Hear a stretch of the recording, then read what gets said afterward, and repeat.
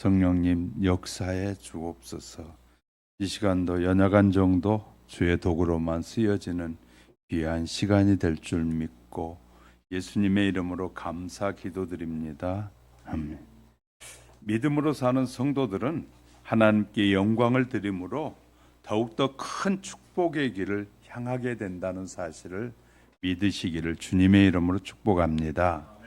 가장 후회하는 것은 이라는 호주의 작가 브로니 웨어는 한때 요양원에서 특별히 말기 암 환자 병동에서 수년간 일하면서 세상을 떠난 사람들의 인간적인 마지막 삶을 누릴 수 있도록 도와주셨던 그녀가 만난 환자들은 죽음의 목전 앞에서 자신의 인생에서 크고 작은 후회를 남겼다라고 말합니다. 그녀는 그들이 가장 후회하는 5가지를 정리해서 책으로 만들어서 썼습니다. 첫 번째는요, 내가 원하는 삶을 살지 못하는 것이 세상의 수많은 사람들의 첫 번째 그들의 후회였다. 두 번째, 일을 너무 열심히 한 것이 후회스러웠다라고 두 번째 말하고요. 세 번째는 감정 표현에 솔직하지 못한 것이 가장 후회스럽더라. 네 번째는 옛 친구들이 가장 그립다. 만나지 못한 것이 후회스럽다. 그다음에 5번째, 내 행복을 위해 노력하지 못한 것이 인생의 마지막을 앞둔 그들이 가장 후회하는 것은 아마도 인생에 후회가 남아있도록 살아왔던 그 자체가 가장 후회스러운 것이다라고 그는 쓰고 있습니다. 우리는 반드시 누군가의 마지막을 만나게 될 것입니다. 사랑하는 가족이든지 친구든지 그리고 나의 죽음까지도 그 누구도 마지막은 피할 수 없지만 우리는 인생을 어떻게 살아가야 후회 없는 인생을 살 수 있을까요? 언젠가 될지 모르는 마지막이지만 우리가 할 수 있는 건 매 순간 최선을 다해 후회 없이 사랑하며 살아가야 하지 않을까요?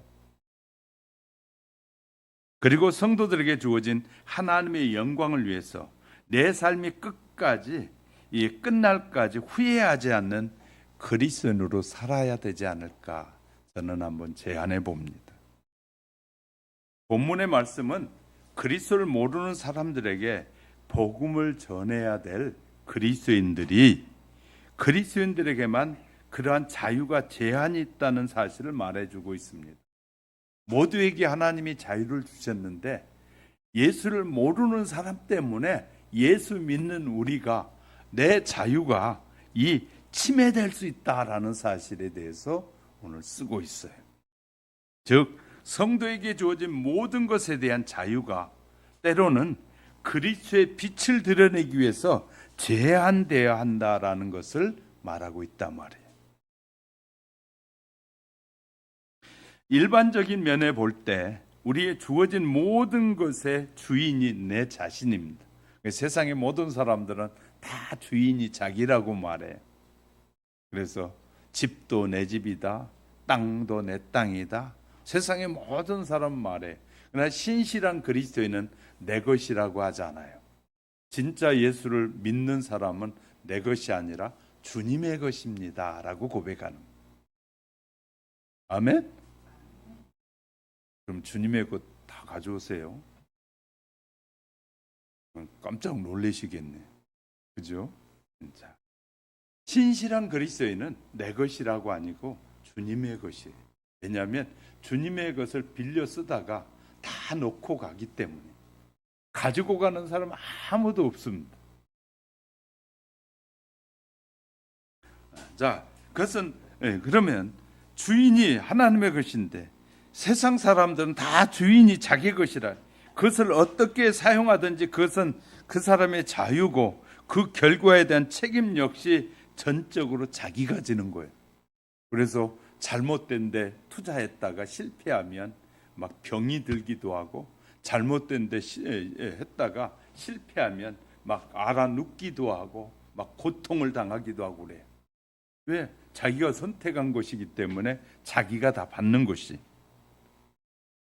자, 여기에서도 우리가 좀 알아야 될 게 뭐냐면 하나님 앞에 기도하고 하면 하나님이 손해보게 하시지 않는데, 내가 기도하지 않고 내 멋대로 설정했다가 손해보면 평생 벌어도 못 볼 손해를 보는 경우가 많아요.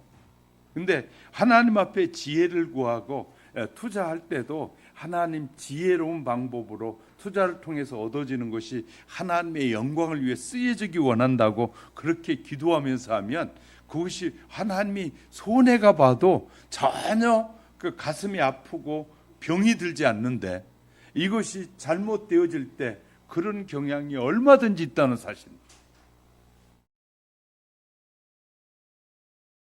그래서 이제 바울을 통해서 우리에게 말씀한 그리스도인에게 자유의지가 제한을 받을 때가 있는데 어느 때인가에 대해서 살펴보려고 하면서, 그리고 하나님의 영광을 위한 사역의 필요성과 함께 생명사역을, 우리는 왜 생명사역을 해야 하는지 그 이유와 동기와 가치를 살펴보려고 합니다.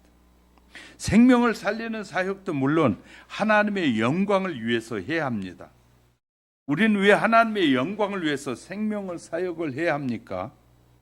그것은 구체적으로 어떤 의미가 있는 것일까요? 그리고 그것이 우리 자신과 우리 이웃에게는 어떤 영향을 미치는 것일까요? 왜냐하면 우리는 혼자 살 수 있는 것이 아니라 함께 살아야 하기 때문에. 많은 사람은 돈을 많이 벌면 자기가 잘나서 잘 벌었다고 그래요. 그런데 누군가가 내가 만든 물건을 팔아줬기 때문에 자기가 얻었다는 사실에 대해서는 잊어버리는 거예요. 그러니까 욕심이 생기는 거예요, 자꾸. 실은 부자가 되기 위해서는 다른 주머니의 것이 내게로 와야 되거든요. 그 사람들이 쓰지 않으면 내가 부자가 될 수가 없어요. 그러니까 이 누군가에 의해서 이 움직여진다는 사실을 기억해야 돼요. 그래서 우리는 이웃과 함께 살아야 하기 때문에 이웃을 소중하게 여기는 거예요. 그래서 언젠가 소개했지만 요새 방송에도 나오고 특별히 노인의 회장이 되셨더라고요. 부영그룹 회장님이. 그런 돈을 벌어서 궁극적인 목적은 이웃들에게 주고 싶다는 거예요. 나누고 싶다는 거예요. 그래 젊은이에게도 주고 고향 사람들에게도 주고 다른 사람들에게도 나누어 주고 싶은. 그러니까 내가 부자가 되고 싶은 욕심의 첫 번째가 나를 위해서 쓰고 싶어하는 사람이 있는가 하면, 신실한 그리스도인은 부자가 되는 목적이 하나님의 영광을 위한 것이고 정말 배고프고 연약한 자를 위해서 돕고 싶어서 부자가 된다라는 그런 꿈이 다르다는 것입니다. 세상 사람들의 꿈과 그리스도인의 부자가 되고 싶어하는 꿈이 달라야 되는데, 예수 믿는 사람과 예수 믿지 않는 사람이 부자가 되고 싶어하는 그 꿈이 똑같다면 세상 사람과 똑같은 거예요. 오늘은 성도의 자유가 제한되어야 하는 경우와 생명을 살리는 사역을 위해서 그 목적에 대해 생각해 보는 시간에 큰 은혜가 저와 여러분 속에 풍성하게 임하게 되시기를 주님의 이름으로 축복합니다. 첫 번째, 성도들은 하나님께 영광을 돌리며 사는 것이 성도의 삶이다. 그래서 오늘 본문 31절에서 너희가 먹든지 마시든지 무엇을 하든지 다 하나님의 영광을 위하여 하라. 이 말씀은 어떤 상황에서 나왔으며 어떤 문맥에서 나온 것일까요? 바울은 본장 10장에서 고린도 교회 성도들이 시장에서 파는 음식을 먹을 수 있느냐 없느냐의 문제를 다루고 있어요. 당시 지역의 시장에 파는 이 대부분의 음식은 이 이방신을 섬기는 우상에게 바쳐진 음식이었어요. 거기에서 나오는 음식이 아니고는 팔 수가 없는 거예요. 그 시대가. 이런 상황에서 고린도 성도들 사이에 우상의 제물을 먹을 수 있느냐 없느냐는 질문이 나온 거예요. 우리는 어떻습니까? 우리는 우상에게 바친 제물을 먹을 수 있습니까? 제사 음식을 먹어도 됩니까? 고린도서 8장도 우상에게 바친 음식을 먹을 수 있느냐의 문제를 다루고 있어요. 이 문제는 10장과 함께 정리해 보면 우리는 어떤 경우에도 우상의 제사를 지내면 안 된다. 이것이 바울의 주장이기도 하고 성경을 통해서 우리에게 말씀하시는 하나님의 말씀에 계명에 우리는 우상이라는 다른 신은 결코 없어요. 다른 신에게 바친 음식도 별다른 의미가 없어요. 양심에 꺼리끼지 않으면 우상 제물을 먹어도 된다고 말해요. 양심에 꺼리낀다면 우상에게 드려진 제물을 먹지 말아라. 신전에서 제사 때도 우상 제물을 먹으면 안 된다고 말해. 타인의 양심에 상처를 주는 경우라면 먹지 말라.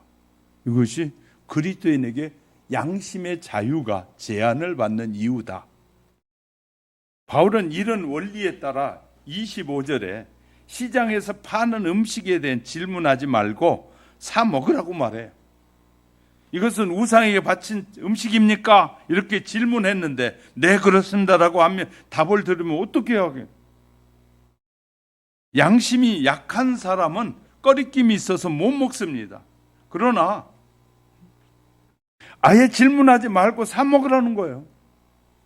시장에 나온 음식을. 세상에 충만한 것이다. 하나님의 것이기에 시장에서 파는 음식도 하나님의 것으로 생각하고 먹으라는 거예요.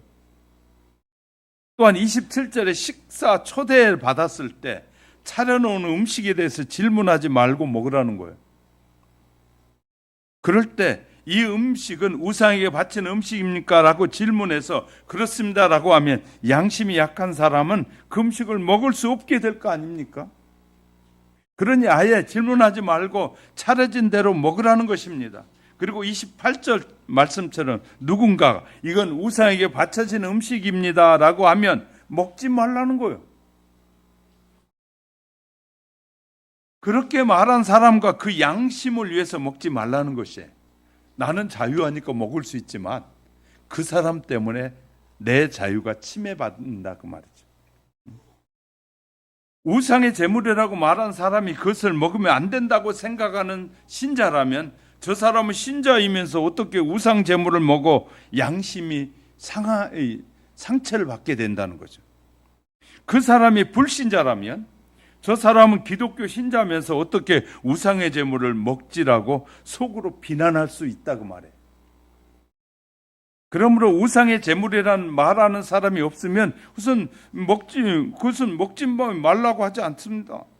그리고 29절 30절 이상한 말 하는데 28절은 남의 양심을 위해서 먹지 말라고 하고서 29절에 왜 내가 남의 양심에 매여야 해 라고 말씀하는데 이 두 구절이 때로는 모순처럼 보이는데 이것은 바울이 우상의 제물이라고 말한 남의 양심을 위해서 그것을 먹지 말라고 한 다음에 혹시 질문에 대비해서 답변하는 방식으로 더 분명하게 말하는 거예요. 그 질문이 자신의 것이든 남의 것이든지 그것은 왜 내 자유가 남의 양심에 제한을 받아야 해? 내가 감사하는 마음으로 먹는데 왜 내가 나의 행위가 비방을 받아야 해? 그 질문과 똑같은 거예요. 남의 양심을 고려해서 우상의 제물을 먹지 않는 이유는 남의 양심을 꺼리끼는 일을 하면 하나님의 영광이 가려지기 때문이다. 그거 하나님께 영광을 돌려야 되는데 내가 한 행동 때문에 영광이 가려지면 안 되기 때문에 내 자유가 그때는 침해를 받을 수 있다는 거예요. 그리스도인의 자유가. 설날이나 추석에 믿지 않는 일가 친척들이 제사를 지낼 때 우리는 그럼 어떻게 해야 할까요? 우상을 만들지 말고 그 앞에 절하지 말라는 것이 제1계명과 제2계명에 따라서 절대 제사 지내면 안 됩니다. 그러나 음식을 만드는 일을 해도 아무런 문제가 없어요. 음식을 만드는데. 우상이라는 다른 신이 없기 때문에 별다른 의미가 없어요. 신자에게는. 그러나 제사 음식을 그 현장에서 먹지 말라고, 그 현장에서 그는 먹지 말라 그 말이지. 그 자리에 혹시 신자가 있어서 그것을 보고 신자가 어떻게 제사 음식을 먹으라고 생각하면서 양심에 상처를 줄 수도 있고, 또한 거기에 불신자가 있어서 예수쟁이, 제사를 안 지낸다고 하면서 제사 음식을 잘도 먹네, 이런 조롱거리가 될 수 있기 때문에 먹지 말라는 것이. 바울은 31절에 이하에 관련하여 윤리의 대원리를 제시하는 겁니다. 우리가 우상에게 바쳐진 음식을 먹든 마시든지 무엇을 하든지 다 하나님의 영광이 돼야 된다는 거예요. 하나님의 영광이 더 중요하다는 거예요. 하나님의 영광을 위한 삶은 그럼 어떤 것이냐? 누구에게나 거치는 존재가 되지 않는 삶, 누구에게나 걸림이 되지 않는 삶, 죄가 되지 않는 한도 내에서 모두에게 기쁨을 주는 삶을 사는 것이 신자의 삶이라는 거예요. 자신의 유익을 구하지 않고 많은 사람의 유익을 구하는 삶이 그리스도인의 삶이다. 하나님의 자녀의 삶이다. 우리가 살면서 다른 사람이 우리를 보고 하나님께 영광을 돌리게 될 뿐 아니라 하나님을 믿고 싶어 하게 해야 되는 것이 우리의 삶이다. 명절을 보낼 때도 우리 하나님의 영광을 위해서 살아야 합니다. 모처럼 일가 친척을 만났는데 그들이 우리를 보고 그런 반응을 보이게 해서는 안 되기 때문에, 뭐 저런 사람들이 있어, 예수를 믿는다고 하면서 얌체네, 인색하네, 부모도 알지 못해, 일가 친척을 이렇게 무시할 수 있어? 제사는 안 지내는 것이 자신들의 신앙 때문이라도 어떻게 음식을 준비하는데 코빼기도 안 내밀 수 있어? 이렇게 해서는 안 된다는 거예요. 일가 친척이 보기에도 역시 예수를 믿는 사람은 달라. 예의도 바르고 부모를 잘 섬기기도 하고 마음씨도 넉넉해. 제사 안 지내는 것 빼고는 나무랄 데가 없어. 어디 내놓아도 자랑스러워. 얼마나 착한지 법이 없어도 살 사람들이야. 예수 믿는 사람들이 다 저렇다면 예수를 나도 믿을 만해. 이렇게 해야 되는 거예요. 이것이 먹든지 마시든지 무엇을 하든지 하나님의 영광을 위한 삶이라는 거예요. 할렐루야. 생명사역에도 본문이 무엇을 하든지 해당됩니다. 생명을 살리는 사역, 사람을 살리고 키우고 고치는 사역인데, 그렇다면 왜 우리가 생명사역을 해야 합니까? 우리를 위해서 생명을 주신 예수님께서 하신 사역이 바로 생명을 살리는 사역이에요. 예수님은 천국 메시아로 하나님의 나라를 세우셨어요. 우린 예수와 하나 되어 생명사역을 통해서 천국을 확장하고 예수의 제자다운 제자가 되어서 하나님께 영광을 돌려드려야 할 책임이 우리에게 있기 때문인 거예요. 이것이 바로 생명을 사역을 해야 하는 우리들의 이유이고 가치이고 동기라는 사실을 믿으시기를 예수 그리스도의 이름으로 축복합니다. 그러면 두 번째, 성도는 하나님이 훈련으로 만들어 가시는 분이다. 두 번째, 본문은 우리가 다 하나님의 영광을 위해 산다고 하지만 아직도 자신에게는 죄성, 육체가 남아있잖아요. 그래서 남보다 먼저 자신을 먼저 생각하고 이기심과 남보다 더 가지려는 욕심이, 예수 믿는 사람들 욕심 많아요. 예수 믿는 사람들이, 어떤 사람들은 정말 욕심이 많더라고요. 욕심 부리다가 자기는 쓰지도 못하고 다 놔두고 가버리고, 그 욕심 부리고 다른 사람들에게 눈총을 주거나 상처가 되는 말을 하기도 합니다. 욕심 부리면서. 이처럼 우리에게 여러 가지 죄의 다양한 실수와 미숙함이 우리에게 아직도 있어요.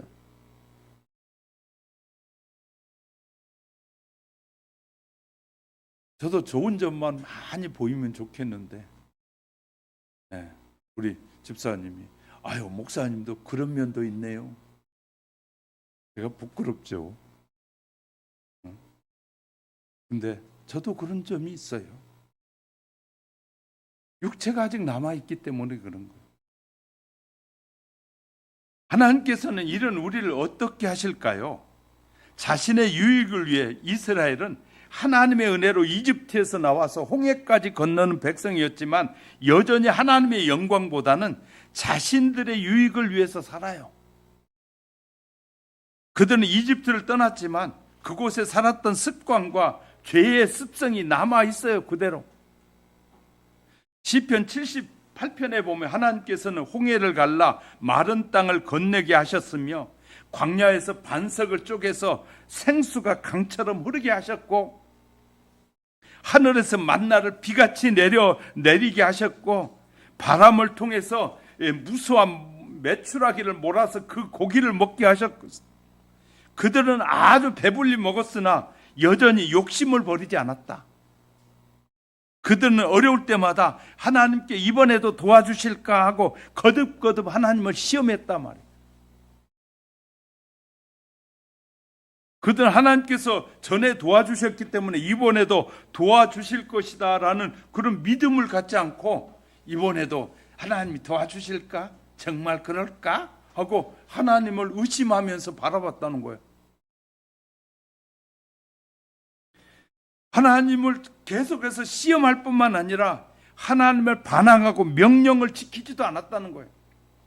이렇게 하나님의 영광을 위해서가 아니라 자신들의 욕심과 이익을 위해서 살더라는 거예요. 그래서 자꾸 이스라엘이 70년의 포로의 삶을 살기도 하고 막 외국에 끌려가서 수많은 사람들이 죽기도 하고 이 히틀러에 의해서 600만이나 되는 유대인이 이 괴멸당하는 그런 고통을 당하면서도 역시 육신의 그 삶 때문에 그들은 하나님께 100% 순종하지 않더라고 말이에요.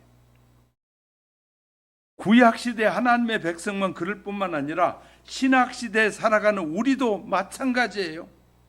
바울은 하나님의 일을 하는 사람 중에서도 모두가 자기의 일을 구하고 그리스도 예수의 일을 구하지 않는다고 말해요. 정말 여러분은 주님의 일을 정말 100% 주님을 위해서 삽니까? 그러지 않아요. 하나님의 일을 하는 사람들 중에 디모데 같이 빌립보서 2장 20절 22절에 보면 복음을 위하여 수고하는 사람이 있는가 하면 고난당하는 자도 많지 않아요. 하나님의 일을 하면서도 편한 것을 좋아하고 대접받는 것을 좋아하고 하나님의 일을 하면서도 편한 일에는 관심을 갖고 편하지 않고 힘든 일은 다 안 하고 싶어해. 하나님의 일을 하면서도. 사람들이 겉으로는 하나님의 영광이란 명분을 걸지만 실제로는 자기의 유익을 위해서 살고 있지 않습니까? 하나님의 영광과 내 이익에 물론 갈등이 있을 수 있습니다. 오직 하나님의 영광을 위해 생명을 살리는 사역에 헌신하여 오히려 이 일이 꼬이는 경우가 있어요. 하나님의 일을 열심히 하는데도 일이 안 되는 거예요. 몸이 아프기도 하고 물질적으로 궁핍하기도 하고 자녀가 말을 안 듣기도 하고 교회에서 인정받지 못할 수도 있습니다. 다른 사람이 오해받을 수도 있고요. 열심히 일하는 사람을 괴롭히는 사람으로 오해받기도 해요.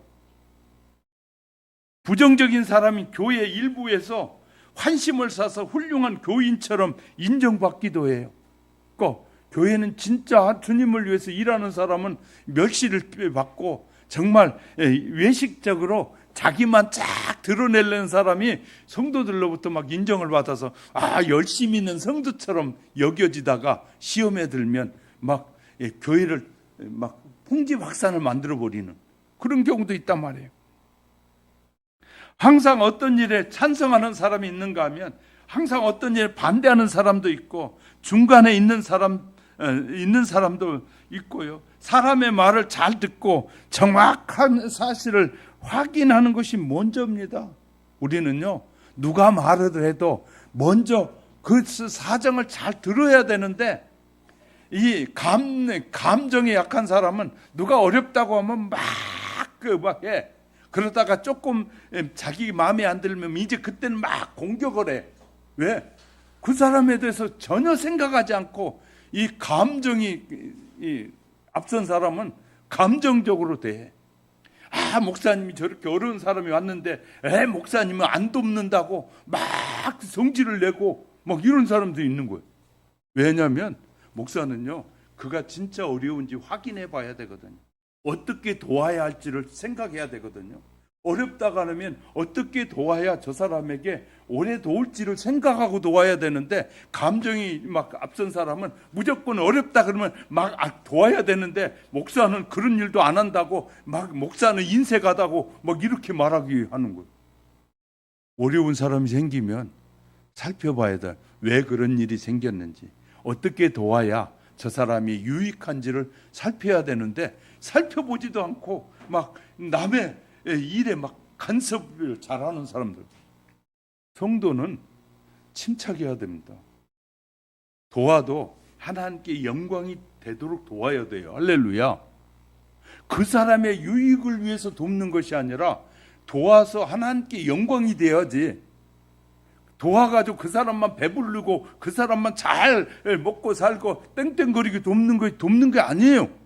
그러니까 이 분별력이 없게 되면, 신자들이 분별력이 없으면 그렇게 가는 거예요. 정말 우리가 하나님의 일을 할 때는 신중하게 하는 거거든요. 그러다 보면 흙을 백이라 그러고 백을 흙이라 그러고, 그러니까 이 감정이 앞서게 되면 이 흙과 백을 구분하지 못하는 거예요. 열심히 봉사한 나에게, 그리고 한 사람이 열심히 봉사한 나에게 돌아오는 것은 고작 이거냐고 섭섭해하고 섭섭에 병이 드는 경우가 많이 있어요. 문제가 생겼으면 목사님이 이분이 어렵다고 하는데 함께 기도하고 어떻게 도와줄지를 함께 연구해 봅시다, 그래야 되는데, 그렇게 지혜가 있어야 되는데 지혜가 없는 사람들은 막 일방적이에요. 무엇이든지 돕는 일도 마찬가지입니다. 우리는요, 신중하게 해야 돼. 어떻게 도왔는데 그 일이, 돕는 일이 하나님의 영광이 아니라 마귀가 좋아하는 일을 하게 된다면 우리가 돕는 일이 결국 마귀를 기쁘게 하는 일이 되고 말잖아요. 이해가 되셨어요? 교회는 무슨 일이라든지 신중하게 해야 돼. 그래야 하나님께 바른 영광이 되어지는 거예요. 자, 이렇게 열심히 일하는데 일시적으로 오해받고 인정받지 못하고 때로는 무시당할 수도 있습니다. 이것이 갈등의 현실이에요. 여러분, 이런 갈등이 없으십니까? 하나님의 영광을 위해서 일하는 우리는 어느 정도 살 길을 열어줘야 할 텐데 그 길을 다 막는다는 것 같으면 여러분 어떻습니까? 나도 열심히 일하는데, 성도들이, 그런 성도들이 많다 그래. 우리 교회는 별로 없는데 이렇게 충성했는데 왜 우리는 어려워요? 목사님, 왜 나는 병이 들어요? 저도 충성하는데, 주님을 위해서 살겠다고 몸부림치고 사는데 저도 병이 있어요.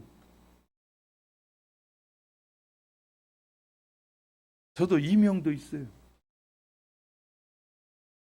그래서 인터넷에 소개하는데 이명이 의사가 그 병원에 막 5명이나 되고 이명에 대해서 연구를 많이 한다고 막 인터넷에 떴길래 한번 연락을 했어요. 그랬더니 연락이 왔어요. 한번 오시라고. 그래서 또 갔어요. 약속하고 갔더니 다른 병원에서 하는 것과 거의 똑같은 몇 개 조사해 보더라고요. 그러더니 상담실에 들어갔더니 일주일에 한 번씩 오래, 그리고 약 먹는데 한 달에 150만 원씩 3개월 해보재. 450만 원. 그래서 웃고 왔어요. 난 집에 가서 우리 집사람이 허락 안 하면 아무것도 못해요. 그랬더니 카드 있잖아요. 그래. 그 카드도 우리 집사람이 사인 안 하면 못 써요. 그 사람 볼 땐 참 내가 바보요. 그런 병신이 왔나 그럴 것 같아. 그 사람이 볼 때는. 왜? 집사람이 사인하면 안 되는 거니까. 빠져나올 길이 없어. 상담을 하다 보면 얼굴 대놓고 막 이제 그러니까 괜찮다고. 근데 3개월 딱 치료받으면 낫는다는 말은 안 해. 한번 해봅시다. 3개월.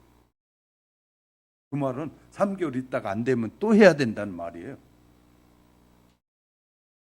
이런 말에 우리가 속으면 안 되거든요. 언젠가는 당뇨 병에 한번 저거 오라 그래 또 가봤더니 이 3개월에 1,100만 원짜리 프로그램이 있대. 1,100만 원 프로그램에 한번 해보재. 그분도 또 그러면서 하는 말이 해보자는 것이지 그게 완벽히 1,100만 원 주면 낫는다는 말이 아니에요. 그러니까 우리가 상대방이 말을 할 때 잘 들어야 되는 거예요. 1,100만 원만 들면 다 나은 줄 착각하는 사람들은 1,100만 원 준 다음에 3개월에 그때부터 싸워. 문제가 생겨요. 그러니까 그분들이 말이 확실히 낫습니다. 그러면 1,100만 원 들어서 할 수 있죠. 근데 3개월만 해봅시다. 그 말이. 그러니까 끝에 말을 잘 듣고 들어야 되는데 우리는 그냥 대충 들어. 그러면 안 됩니다. 우리는요, 누구하고 대화하든지 말을 끝까지 잘 들어보고 바르게 판단해야 돼요. 바르게 내가 이해가 돼야 되는데 대충 듣는 사람들이 자꾸 헛소리를 하는 거예요. 하나님의 영광을 위한 훈련을 하실 때 자신의 유익을 앞세우지 않고 하나님의 영광을 앞세우도록 하나님은 만들어 가시는 거예요. 구약의 모세를 보면 40에 분명히 하나님의 영광을 위해서 자기가 그 민족의 구원을 하겠다고 모세가 나서게 돼요. 그런데 이집트 사람이 동족 이스라엘 사람을 치는 것을 보고 분노하여 그 사람을 쳐 죽였다고 출애굽기 2장 12절에 말하고 있어요.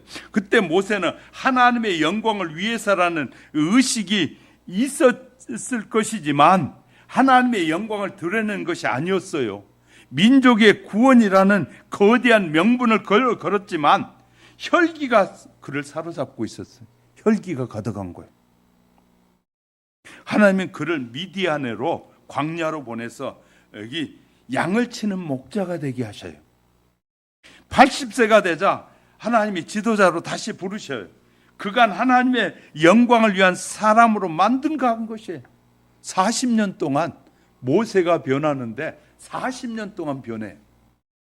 40에 자기가 하나님의 영광을 위해서 일하겠다고 민족을 구원하겠다고 앞섰는데 그것이 혈기에 찬 사역이기 때문에 하나님이 그를 하나님의 뜻의 영광을 위한 사역으로 바꾸는데 40년이 걸려요.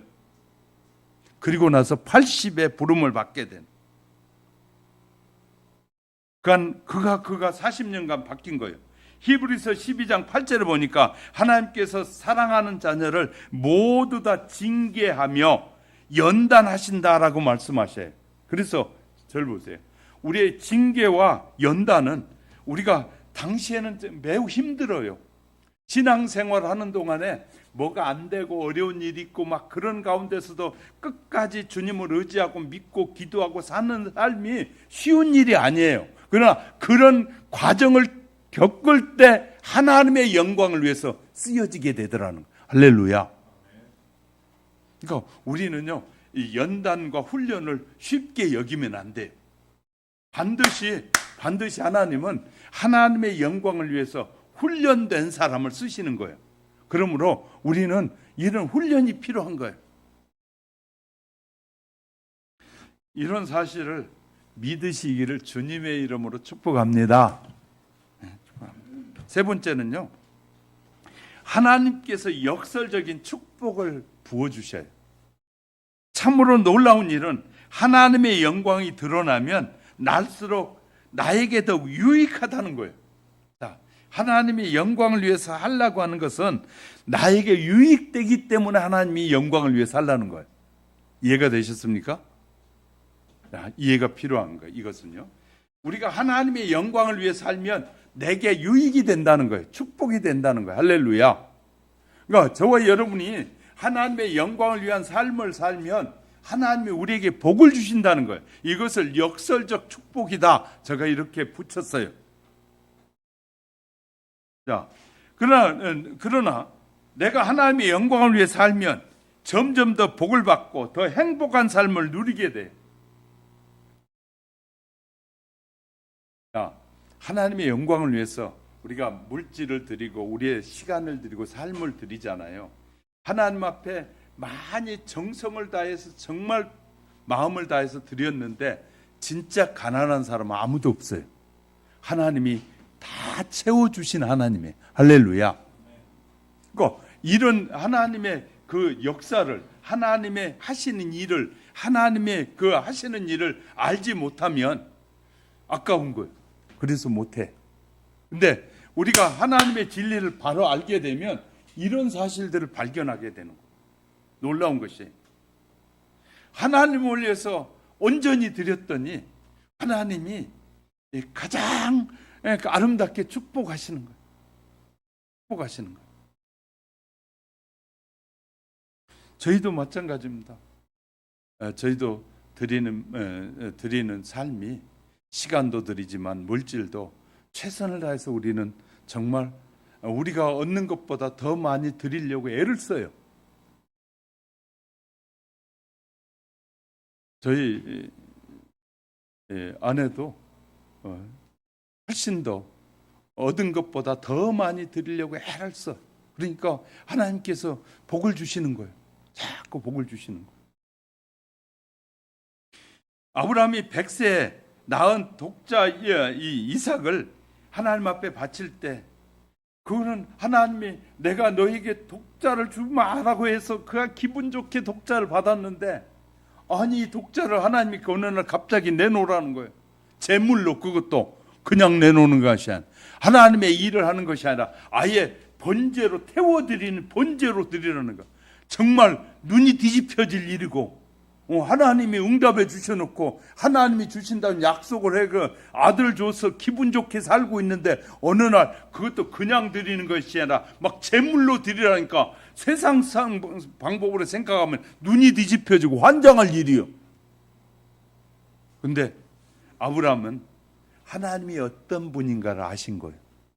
그래서 아브라함은 혹시 사라가 아내가 눈이 뒤집혀져 가지고 그냥 갑자기 남편 붙잡고 이삭 안 된다고 난리칠까 봐 아브라함이 사라에게 말도 하지 않고 그 이삭을 데리고 종들과 함께 장작을 등에 지고 떠나게 되는 거예요.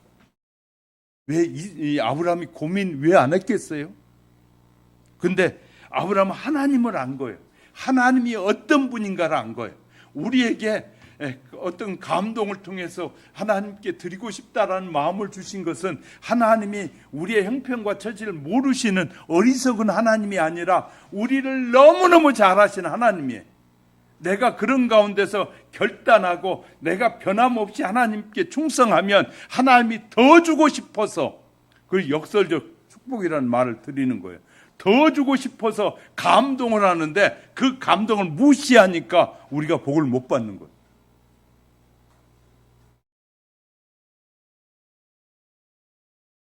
우리 권사님이 앞에 준비하는 것 참 매년 벌써 근 20년을 이렇게 정성을 다하잖아요. 하나님이 말없이 하는 그것을 하나님이 아신다 봐. 그런 것처럼 하나님이 어떤 분이 그랬더니 아브라함이 아무 걱정 근심하지 않고 이삭을 데리고 왔는데 근데 혹시라도 이 제물을 드리는 현장에서 종들이 아브라함이 정신 나갔다고 할까 봐서 아예 이삭만 데리고 저 산 아래 내려놓고 그냥 이삭에게 이 장작을 지게 하고 올라가는데 그때 또 아주 아브라함의 가슴을 콕 찌르는 질문을 하게 돼. 뭐라고 말합니까? 이삭이 아버지 왜? 아니 나무와 불은 다 있는데 재물은 어디 있습니까? 재물은 어디 있습니까? 아버지의 가슴을 콕 찌르는 그런 질문에 그때 아브라함이 이렇게 답변해요. 하나님이 준비하시리라. 근데 그래서 제물의 현장, 제사를 드린 현장에 올라갔어요. 다 제단을 쌓았어요. 그리고 나서 아들에게 말해요. 하나님이 원하는 재물은 너다. 그때 이삭이 하나님께 아버지의 말에 순종해요. 근데 그때 하나님이 아브라함아! 아브라함아! 부르시잖아요. 내가 너를 시험했다고 말이죠. 재물을 주위를 살펴봐라. 거기에는 양이 풀에 걸려가지고 딱 준비되어 있는 거예요. 하나님은 우리에게 요구하시고 준비하신 하나님. 할렐루야. 믿으시기 바랍니다.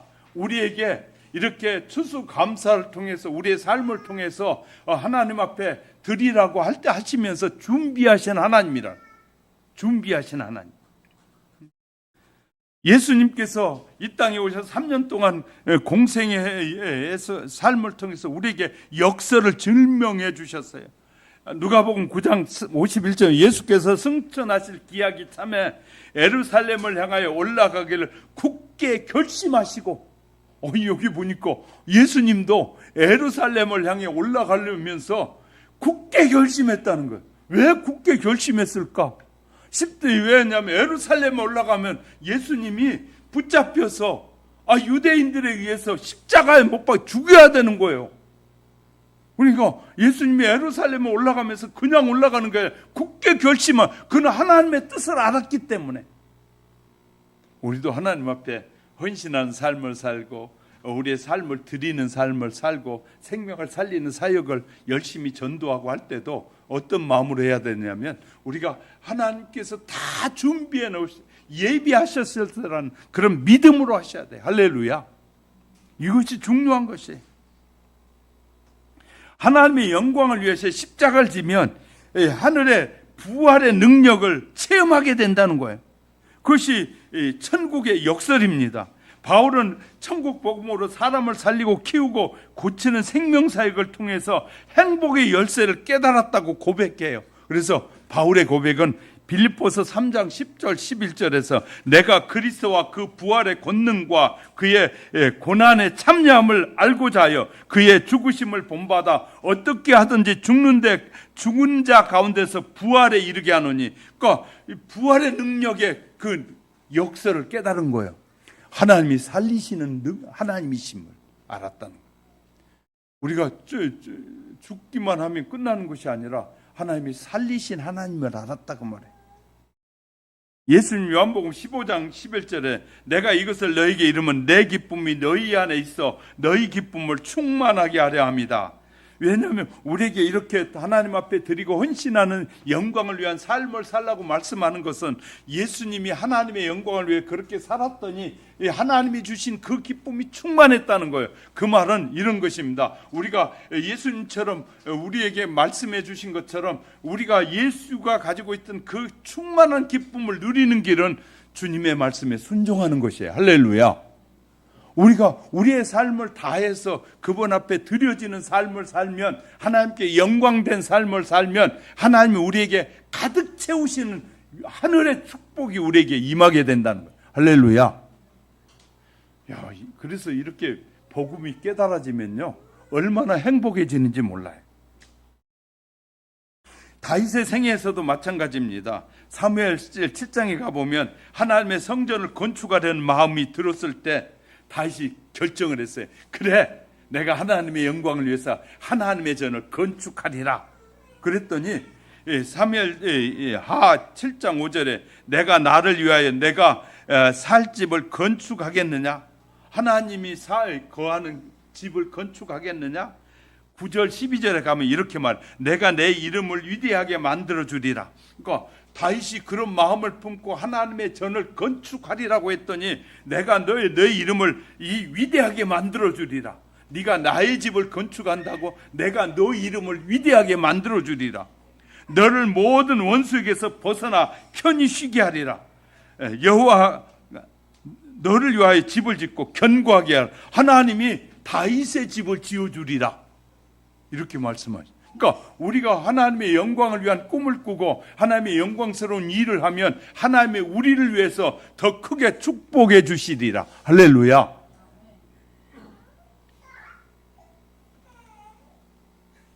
할렐루야.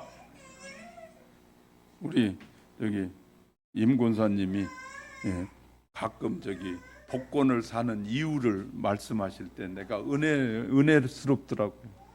교회를 짓고 싶은데 그냥 벌어서는 안 되니까 복권이라도 사가지고 교회를 짓고 싶다고 자꾸 그러시는 거예요.